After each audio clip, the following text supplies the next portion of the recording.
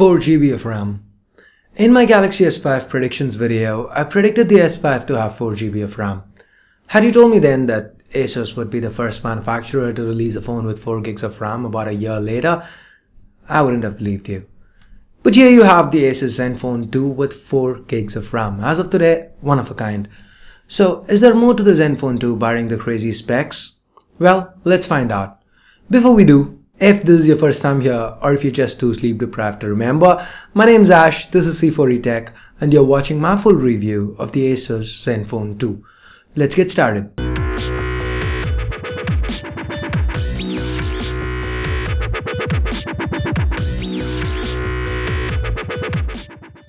Let's start with the build. To the front, on top, we have the earpiece, sensors, 5-megapixel front camera, lower below, a 5.5-inch display, and at the bottom, a set of capacitive keys that sadly are not backlit. To the back, we have the dual-tone LED flash, 13-megapixel rear camera, volume rockers, ASUS branding, and a speaker grill at the bottom. The volume rockers at the back means that there are no keys to the sides. Up top, we have a 3.5mm headphone jack, power button, and a secondary noise-cancelling microphone. The primary microphone and the USB OTG enabled micro USB port reside at the bottom. The back is made out of plastic and is user removable. Here we have 2 SIM slots and a micro SD card slot. The first SIM slot supports 4G, whereas the second one is restricted to 2G only. It's worth noting that the 3000 mAh battery is non-user replaceable. The Zenfone 2 with a thickness of almost 11mm and a weight of 170 grams is definitely not built for single-handed usage. It feels a little big in hand. The power button placement is also bad, and to make matters worse, it's located flush and feels mushy. But barring that, the Zenfone 2 does feel well built. No creaking or wobbling of any kind, feels solid in hand. Now let's talk about the specs underneath. There are 4 variants of the Zenfone 2. 4. And that's not taking storage into account. And they're all called the Zenfone 2. Why? Let's get to that later. There are three things that differ between variants. First, the ZE550ML.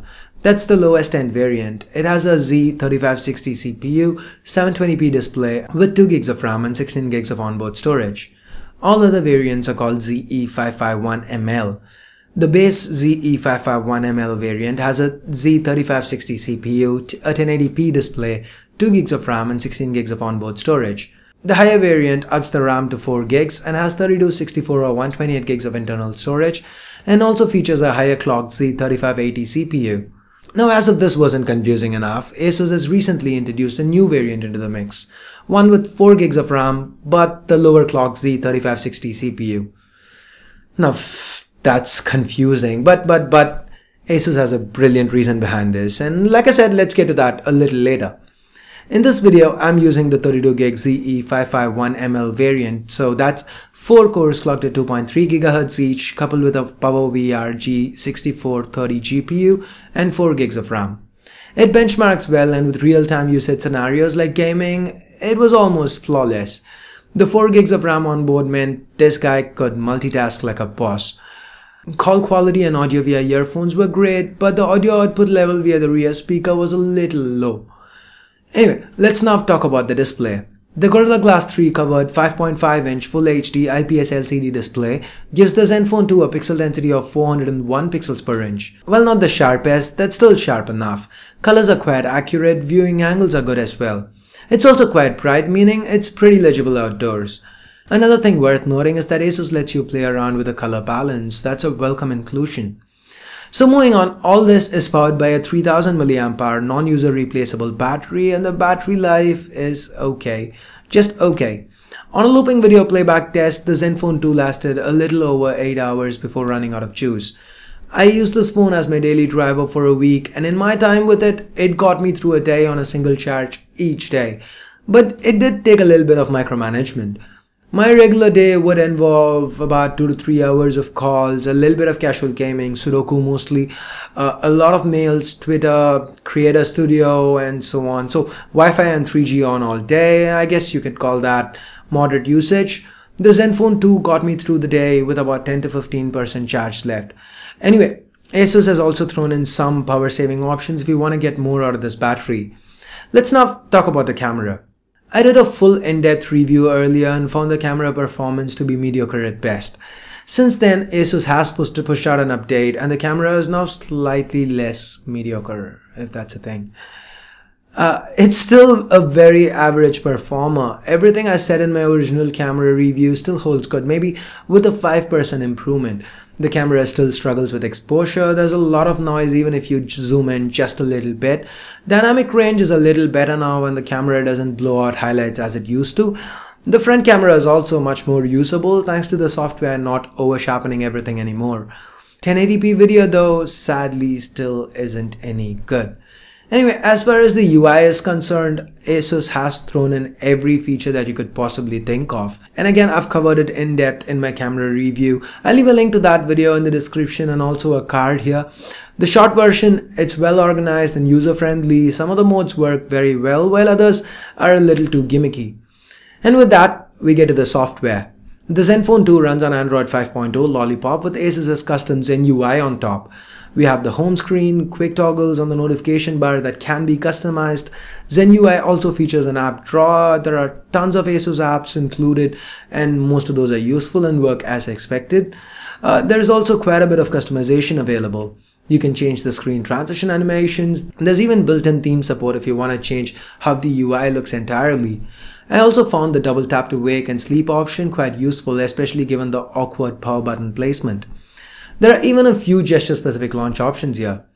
The inclusion of a one-handed mode also makes sense given the size of the device. The standout feature for me though is Snap View. Snap View provides you with a second interface with its own apps, pictures and so on. All you need to do is enter the relevant pin or pattern. Basically, this lets you have a second phone inside this phone. Sweet. Overall, Zen UI works great on the Zenfone 2. While it's not stock Android, it's almost as fast as stock Android. Apps open up quick without lag, and thanks to the insane 4 gigs of RAM on board, the Zenfone 2 multitasks very well. So with that, we get to the price. This variant of the Zenfone 2 is being sold for about 20,000 rupees or about $320 US, and at this price, the Zenfone 2 is a pretty solid offering from ASUS. If you can live with a subpar camera, then you won't regret getting it, especially if you're someone who wants expandable storage, 4G and dual SIM support. The Zenfone 2 is probably the only option in this price range that provides this kind of price to performance ratio. Now, I promised to talk about the naming, so here goes. Initially, me and Ranjit were having this talk where we were discussing this naming, and we felt it was just a result of ASUS being a laptop manufacturer and going with a laptop kind of naming convention. We chalked this to ASUS being out of touch with the smartphone market, but later we realized that this is a masterstroke by ASUS. Let me explain why. Today there are tons of people asking me about the Zenfone 2 2GB 720p variant. Now that variant, the ZE550ML, would never have gotten the exposure it currently is getting if it were named anything else. Naming it the same as an industry first phone with 4 gigs of RAM has kind of helped put it on the map. Every article about the 4GB Zenfone 2 also mentioned a cheap 13K variant. Now, why am I here talking about this? Well, while this is great for ASUS, as end users, I'd recommend you to check the description once, twice, or even 3 times or more if you're gonna place an order, because it's quite confusing. Like for example, right now the variant that I'm showing you in this video is not in stock on Flipkart. Instead, the variant with a lower clock speed with the Z3580 chip and 4 gigs of RAM is what is currently available. So just make sure you read the specs and confirm you're ordering what you actually want to order before placing the order. So there you have it, my take on the ASUS Zenfone 2. What do you guys think? Let me know your thoughts in the comments below. Also, do let me know if you'd like to see me do an updated mini review of sorts with the Zenfone 2 ZE550ML, the 2GB 720p variant. So do let me know in the comments below, and if you guys want it, I'll probably end up doing it. So I guess that's it for this video. If you like it, if you found this video useful, do give it a thumbs up. If you didn't, vote it down.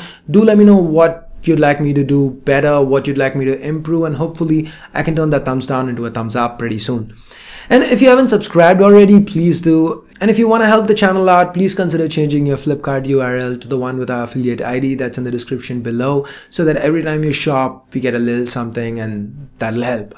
So thanks a lot for watching. Till next time, this is Ash here from C4E Tech signing off. You guys have a great day. Bye bye now.